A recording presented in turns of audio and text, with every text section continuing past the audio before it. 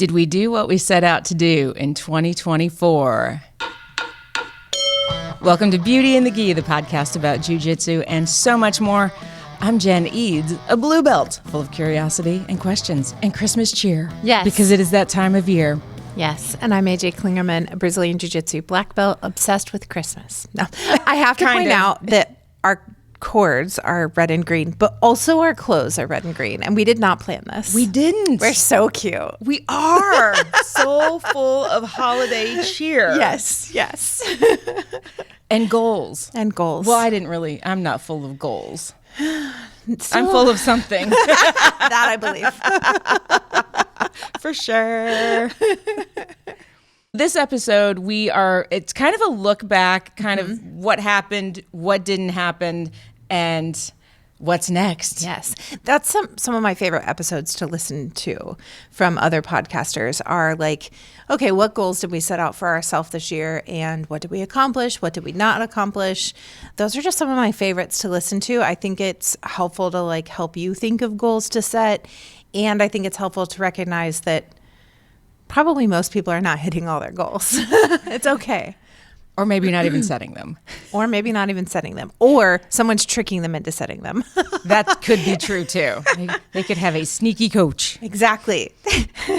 One thing that I will say was kind of my big takeaway from this is, had you not said you wanted to do this episode and do a review, I don't think I would have ever actually gone back through what I had written down, which I have found is kind of something I need to work on in all areas of my life, not just jiu-jitsu, and doing those check-ins. I've found that sometimes at home, we have what I call the quarterly come to Jesus, where it is pointed out to me if maybe I am not doing things that were maybe expected or communicated, kind of my KPIs, those key performance indicators at home.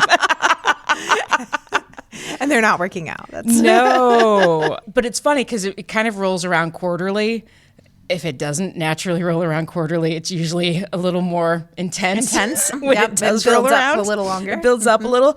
So I think it's good to really have these quarterly things so that you don't get to the end of the year and you're like, it's all like just there's this pile of stuff that you didn't do. Right. Yeah. I think it's so important to keep your goals or your plans or your whatever in front of you in some way. Something I had several of my clients do this last year was like, well, I did it for them, but I created a bingo sheet for them. So like I had them set 24 goals and then I gave them a free space. And that way it was like a fun way to keep their goals in front of them. Definitely like one of my clients was like, I didn't even know these were on this. Like we're going back through it in our meeting last week and he was like, oh, I didn't even know that was on there. It's like, great, you did a good job. So not everyone used it. But finding what works for you in a way to keep your goals in front of you, I just think is really important. That is one thing I will commit to doing this year is doing a better job of review, keeping them in front of me. Yeah. Because when I went back and looked at what I had written out as my game plan, even though I hadn't looked at it, I don't think I looked at my game plan probably since Rachel's camp in, when was that? June. In June. Right? Yeah. Yeah. Yes. Yeah, so that's been a minute. The thing is, I think you should keep your jiu-jitsu game plan in your jiu-jitsu notebook.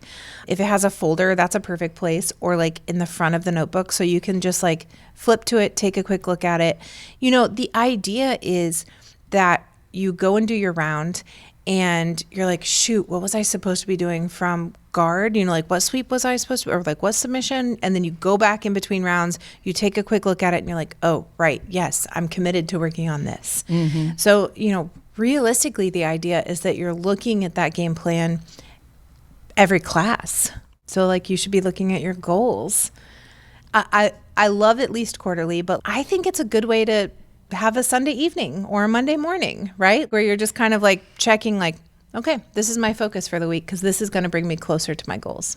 I do that actually for business stuff. All right. I do. That's great. That's great. Jiu-jitsu just hasn't made it to that list yet. I can take that. I'll take that. Yeah, that does happen in some places. Got like a notebook and everything. It's Excellent. legit. All right. So you do that. So it's something you can do. I do have the capacity. So you could do it for your My home jujitsu. quarterly Oh, God. stuff too. Now let's not get crazy. Okay, all right. And you could do it for your jiu-jitsu. I could do it for jujitsu. How, as a coach, can I encourage you to do that? Just ask me. Did you look at your game plan? Okay. I mean, really, that's the biggest. Just check in with me. Yeah. Did you look at your game plan before you came in here today? Yeah. What are you working on today? Is Yeah. really probably the biggest. All right. Because then I'm going to be more intentional. I'm going to be more likely to write it down. Because then if you ask me, what did you write down? I need to have something written there. Yes. Yeah. Yeah. So what are you working on? And then how did that go for you? What I need everyone to recognize too is like there are different things between a competition game plan and a training game plan. So I don't expect you to be working on your competition game plan all year round. That's drastically boring. Like if you are not intending to compete in the next 2 months, 3 months, anything like that, at least 6 weeks, right? If you're not intending to compete in that time, you should be working on a training game plan. And that training game plan should be stuff you're bad at. Competition game plan is A game stuff. Training game plan is like, you know what? I really suck at blank. Footlocks, kimuras, chokes, whatever that is. And that's what your training game plan is built on. Mm-hmm. I like that. Thanks. That works for me. Good. So is that why you're a black belt? No. I'm a black belt because I didn't quit. Fair enough. Maybe that's just my goal for 2025.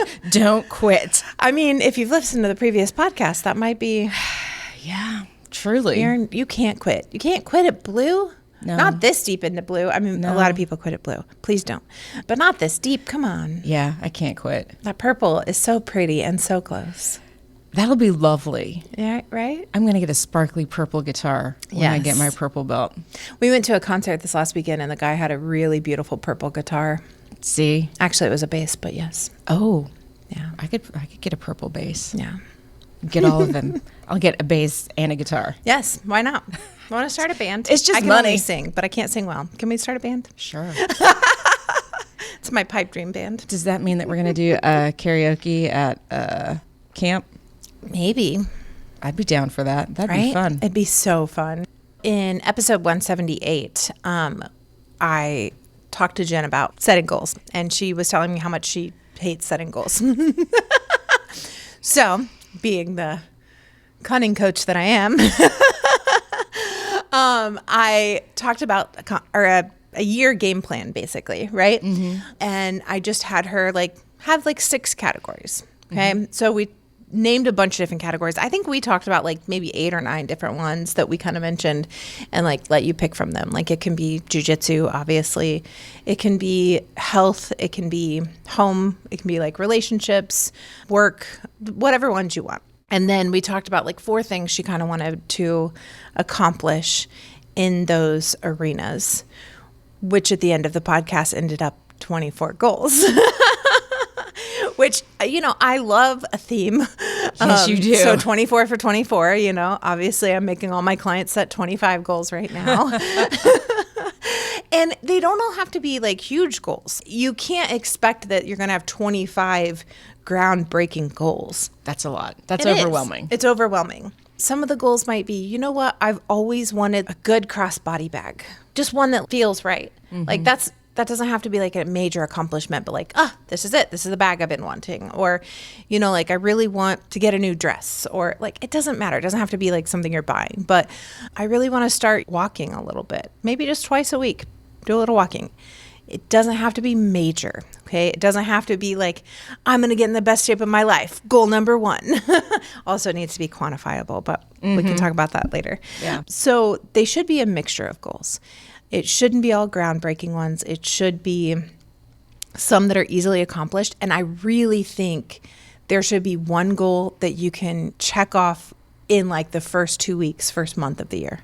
That's a good idea. What is that? What is it? I want to do 10 classes in January.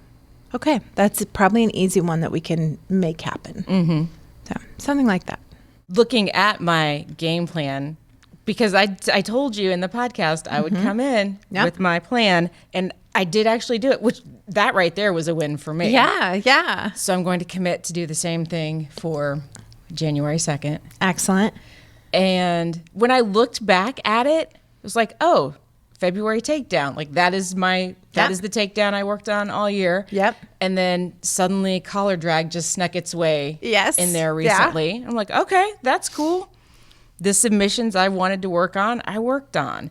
My scissor sweep is still a hot mess, but I feel like it's improved because I've at least committed to trying to work on it. Yep. And my bottom half guard's getting better. My passing's getting better. So there were things I can look back at this and say, oh, I didn't just suck all of 2024. Right. Which is super helpful for me. Because sometimes you do have a tendency to feel like you suck, right? Yes. Like that is your default, I think. And like even if you don't have your goals in front of you or your game plan in front of you all the time, the act of writing it down commits it to you a little more, right? So just writing it down, which is why I tell everyone to take notes in jiu-jitsu. Just writing it down, even if you never go back and look at it, writing it down is going to help you remember it in the future. Mm-hmm. It's like one step better. Yeah. Well, and I think too, because I focus so much on that takedown, and another thing that I had written down was that I can't get bored or frustrated and pull guard. I have to stand up until I can get my takedown or I get taken down. And I feel like that really helped my stand-up game a lot. I feel better in it and more patient. Yep, you get way more confident on your feet. Mm-hmm. Yeah, I tell a lot of my students, at least for the first 2 minutes, don't get bored. Just fight it out. And sometimes I want you to, for the full 5 minutes, stay on your feet. Yes, you're trying to go for your takedown, but get confident defending other people's takedowns and being able to stay on your feet that whole time, because sometimes that's what a match looks like. Yeah, true. So that was really helpful. I'm putting that in the win category for 2024. That's awesome. Something else that was not on the game plan or any goals is that I taught more this year. You did. You were thrown into teaching, which kind of plays into, one of my goals for the year was to get 1,000 rounds. I tore my shoulder about a week into February and tried to rehab it. That didn't work out. Had to wait forever to get a surgery date. And then the recovery was much harder than I anticipated. So really it's been last week I rolled 15 rounds, and that is the most rounds I've rolled in a week probably since January of last year, or this year. Yeah. That feels like a good way to start closing the year out. Yeah, right? Mm-hmm. Yeah. So, sometimes you set goals and they just have to be put aside. I could not have beat myself up because I couldn't get those rounds because it just wasn't part of the plan. And you couldn't raise your arm. Exactly. To do it. Yeah, exactly. I couldn't raise my arm to beat myself up. I'd have to be sorry, if you're watching on YouTube, that made more sense. But that then made you have to teach 6 a.m. class, because who else is going to teach at 6 in the morning if not me or you? Right. Who's even going to show up? Right? Consistently. Exactly. I will say I'm very proud of my consistency in showing up at 6 a.m. Yes. Yeah, me too. Yeah. I'm very proud of your consistency in showing up at 6 a.m. Honestly, you keep 6 a.m. class alive. Because, we have other people in the class, but they all come to other times too, which, you occasionally come to or you come on 9 a.m. on Wednesdays or whatever, but you being here consistently every morning really gets me out of bed. That's good. Otherwise, 6 a.m. class would not continue. I'm so glad I can be here. Serve a purpose. Yes. That's early, guys. I teach until 8:30 at night already. That's a really long day. Yeah. What would you say is one of your biggest wins for 2024? I think I had a lot of wins as far as different places I got to teach. Mm-hmm. One of my goals was doing more self-defense seminars for the community. We were able to do several of those. I love to teach. So for me doing that, I also started doing some online marketing workshops. So for me, that was a big win because I hadn't done those since 2020. Mm-hmm. So kind of getting back into the groove of that. Those are some of my wins. Those are good. Thank you. I approve. Thank you. Thank you. Those are blue belts approved wins. Thank you. Thank you. Yeah. And really just, taking care of myself. And now I'm not saying it wasn't hard sometimes, right? Like I've shed a lot of tears about being injured and feeling like it's hard to be a good coach when you can't like physically get out there and do it. Or, like really I have students that have been with me, like maybe they started in March that have never rolled with me. Oh, wow. Right? Yeah. And so like that's really hard for me. Yeah. Emotionally, Yeah. but trying to be like gentle on myself and realize that there are other people they can roll with. I can still be a good coach. Like it's hard, but Yeah. Yeah, I thought I was getting a rest round the other day. Oh, that was fantastic. And much to my surprise. Yeah, so last week I'm like in it. I'm ready to get back into rolling. And Jim was like, it's fine. I'll take the rest round. And I said, oh, I've got bad news for you.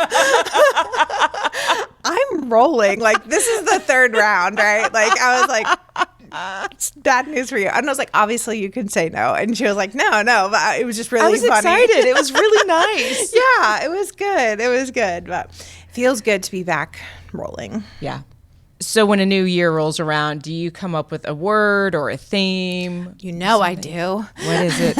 God, I know you love a theme. I love a theme. Also, quick side note. Last night, one of the kids asked me, like, do you celebrate Christmas? Do you celebrate Hanukkah? Do you celebrate Kwanzaa? Like, what do you celebrate? And I said, I would celebrate a Monday. And he was like, what? And I was like, give me anything and I will celebrate it. That is so true. I know. I love a reason to celebrate. But yeah, so my one word theme this year was wave. Our theme for camp was a rising tide raises all ships. I got a wave ring in Costa Rica. This isn't it. My cat stole it. So Rissa got me a new one. The cats. Right? Always the orange boy. But yeah, so I wear this every day as just a reminder that I am a part of that rising tide. And so wave was my year. I'm also getting a wave tattoo in a couple weeks. So. Nice. Yeah. That's exciting. Thank you. What was you? Did you have a word? So for 2024, my overall, just how I wanted to move through the world was ease. I like that. How do you feel like you did with that? I think I did pretty good with it. Beth made a little, because she prints so nicely, and so she put it on a little like piece of tape and taped it to my mirror so I would see it every morning. Good. And just things like packing my jiu-jitsu bag the night before, just being proactive so that future me would not be stressed out and in a tizzy and could show up as hopefully the best version of myself because I was prepared. So just taking a lot more time to be intentional about being prepared and showing up that way rather than everything's at the last minute and it's chaos.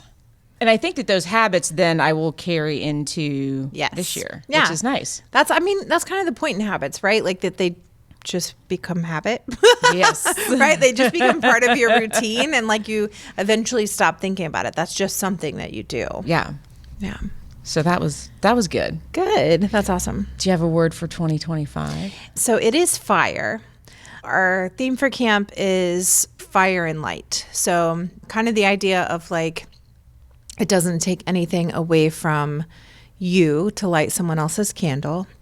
And then we're going to do like a breakdown of like F is for whatever, I is for whatever. And so I have kind of my own what fire stands for. Mm-hmm. And so, because it could be a word or a phrase. So like fire will be my one thing, but like what that kind of means and like what I'm focusing on within that.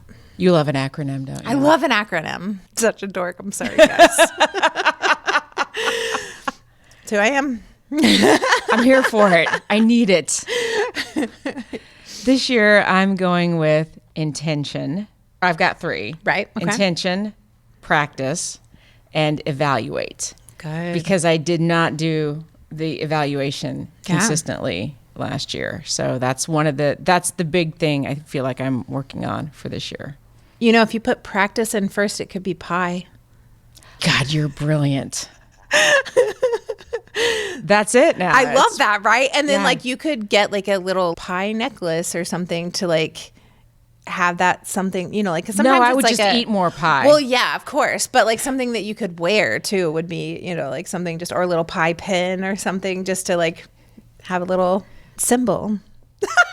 Shoot. No. I think it's a great idea, This guys. is where we differ. No, I think it's a great idea. I'm going to buy you pie things. So get ready. It'll keep me focused. That'll help. Yeah. Just keep it in the forefront of your mind. Yeah. So I don't know what I'm going to do for my symbol this year for fire. Like I'm going to continue wearing the wave ring. I will always want to remind myself that I am a part of the rising tide. But I haven't figured out what I'm going to do for. That'll be fun. Yeah. If you have any suggestions, I'd love to hear them. Yes, that would be great. And we want to hear your theme for 2025, or if you pick 3 words or whatever your practice is to kick off the new year, and maybe just give yourself a reset. Yeah. Maybe you look back and you're like, I didn't do anything I wanted to do. That's okay. Yeah. Great time to reset. Yep. Yeah. I like to do that, obviously like for the New Year's a good time, for a birthday or something can be a good time. Yeah. Like just whatever, even spring could be a good time. Spring is a good reset. Like, so if you feel like you did it in January and then, it comes March or April and you weren't doing a good job of heading towards those goals, spring is a time of rebirth. Yeah. Go again. Shake it off and step up. Especially if you're reviewing things quarterly. Right? Anyone that wants to set up quarterly reviews with me, like maybe we just pick a day on the calendar. Yeah. And this is the day that we review our stuff. I love that. Yeah. So you all can DM me at Brassy Broad Jen on Instagram and let me know if like we want to pick a quarterly date. Yeah. And check in. That's awesome. I need some accountability. Yeah. That would be fun. That'd be so fun. Yeah. All right. I'm down if anybody else wants to do that. Yeah. Any other plans or thoughts heading into 2025? One of my biggest goals personally for 2025 is to get into the business coaching more. I've been running a couple masterminds for years. Like I said, I've been getting back into my workshops a little bit. I have so much written content. I have a lot of stuff in my brain that doesn't have a place to go. I do remember. Well, actually, I didn't remember until I re-listened to episode 178, but there was talk about writing books. Yes, yeah. Mm-hmm. I laughed so hard because I said, my plan is to write after morning class, after 6 a.m. class. You know what I do most days after 6 a.m. class? If we're not doing a podcast, I take a nap. As one does. Yeah. So I have never, not one time, done any writing between 6 and 9 a.m. class. Okay. But yeah, I do want to write more. I have a workshop that I'm doing called 25 to Thrive, and it's 25 days, Monday through Thursday, 8 in the morning, Eastern Standard Time. A 20-minute call, just like to kind of get people going, set some intention for the day, set some goals for the day, and talk about issues people are having in their business, and like just kind of like a really quick mastermind, but one to start your day off so that you get it going on the right foot. And doing more things like that, I'm really excited about. I love that. Thank you. Recently, I had this idea that I'm going to start another podcast because that's what I do. But it would be a limited series podcast, like a 30-day podcast, because there's some frameworks that I'm working through and some things. Like I just felt like I needed to jump back in from the launch phase, Right. Because a lot of things have changed even just in the last couple years, especially like since we started this podcast. Yeah. And I just want to know for my clients, what's going to have the least amount of friction is going to be the simplest thing, the most sustainable. And I was like, I'm going to do 30 days in a row and blah, blah, blah. And then I started really doing a deep dive into why. You know that exercise where you ask 5 times why you're doing something? Uh-huh. And I was like, I got to rethink this whole thing. Because if I'm trying to, I did the why, so I was very clear on why I was doing it. So it wasn't like, oh, this is a bad idea, I need to not do this. But in thinking about the example, leading by example, and what is sustainable for me as somebody that already has another podcast and is running a business and taking care of clients, And I was like, I need to show up as that person, not the crazy person that crams all this stuff in so she can publish every day for 30 days. Yeah. And just really going back to being intentional, like what do I want this to do for me? What do I want this to do for my clients or somebody that's listening to this? Yeah.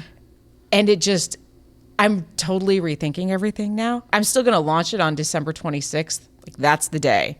But I'm not going to cram 30 days. That is not sustainable. So why would I start with something that's not sustainable to try to teach people to do something that's sustainable? Yeah, that is a great the point. dumbest thing. But the fact that I caught it this year, because I think in years past, I would have been like, no, I'm doing it. And then I would have gotten mad and cranky when it didn't happen, and then I would have quit.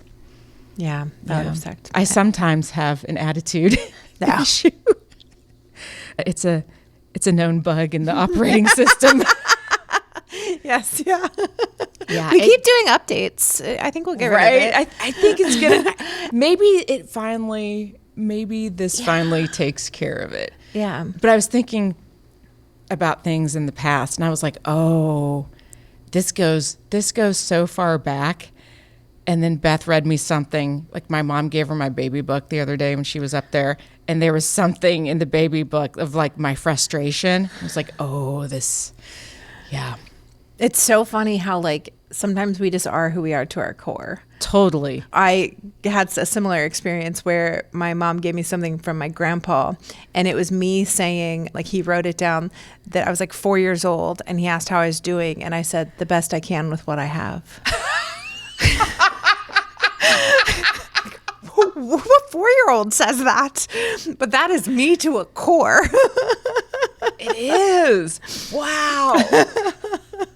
And maybe that's, if you're listening to this and you're like, I'm just going to do the best I can with what I have heading into the new year, then that's great. Do it. Yeah, absolutely. Yeah. We got something here for everybody. That's right. One thing I wanted to do this year was try surfing, and I did accomplish that. Oh, that's exciting. Yes. I did it like the day before I hurt my shoulder. Yeah. So I'm really proud to get to check that off because I was scared of it. Yeah. I was really nervous, and it was much easier than I expected. So did you actually get up on the board? For like, at one time long enough to yell, I'm standing, and then I crashed. Yeah. That's okay. Yeah. You're up. Yeah, exactly. So that was like a big win for me because it was a fear-based thing that I was able to like overcome and do because I had FOMO about it. I wanted to do it, but I was just scared. What were you most scared of? Getting hurt. Oh, I was scared of sharks. Yeah. Yeah. I don't know why that doesn't bother me. It's a real, but no, I was kind of dumb because obviously I got hurt the next day, but I was just afraid of getting hurt and not being able to like do jiu-jitsu. Well, I'm very glad you got that done. Thank you. Thank you very much. I also did whitewater rafting, which I was also scared of, but I would do that again and again. Most fun. Absolutely. Really? Yes. Okay. Good to know. Maybe I need to put that on my list. Yeah. Cool. What are your goals for 2025? What are your words? If you're watching on YouTube or listening in Spotify, you can leave it in the comments. If you want to DM us, let us know. We're at Beauty in the Gi podcast on Instagram. And if TikTok's still around, you can find me there at Brassy Broad Jen. And I'm AJ Klingerman everywhere you go, except TikTok. I'm roll_model for as long as it exists. Oh, and if you want something really fun and lighthearted and just silliness and shenanigans, you can go to TikTok and follow at Boomer Beth and Gen X. That's my new favorite content to create. Out of everything I've created in like the last 10 years, that's the thing that everybody's like, oh, this is great. That doesn't surprise me at all because when you would do like the travel podcasts with Beth, I loved listening to them. I felt like I knew Beth before I met her, So it doesn't surprise me at all that like you've had the most fun creating content with her. Yeah. So if you want to see a very organized pegboard in the garage, how to make stovetop popcorn, how to make cookies. Oh, my favorite was her egg caulker. I didn't get to see that one. I heard you talking about it in another one, and I was like, I missed that. Yeah, so she made deviled eggs for Thanksgiving, but she got this new little thing to shoot the filling in them, and it looks like a caulker. That's hilarious. It's magical. So that is one of my goals for 2025 is to consistently put more of those out into the world because it's just bringing joy. Yep. Yeah. Is it Beth's favorite thing you've ever created? There are days that I think it is. And then there are days when she's like, get that camera out of my face. There's some. Well, she's a great sport. She really is. Yeah. Yeah. So look for that. Thanks for tuning in. Oh, do we have an on and off the mat tip? Or do we just feel like this whole episode was on and off the mat? Isn't it just full of tips? Yeah. I think so. Yeah. I'm going with that. I like that. Yeah. Because we were intentional. We were. Yes. All right, friends. Thanks for tuning in, and we will see you on the mat. Oh, Beauty and the Gi is a production of the Brassy Broadcasting Company. And brought to you by Role Model Grappling.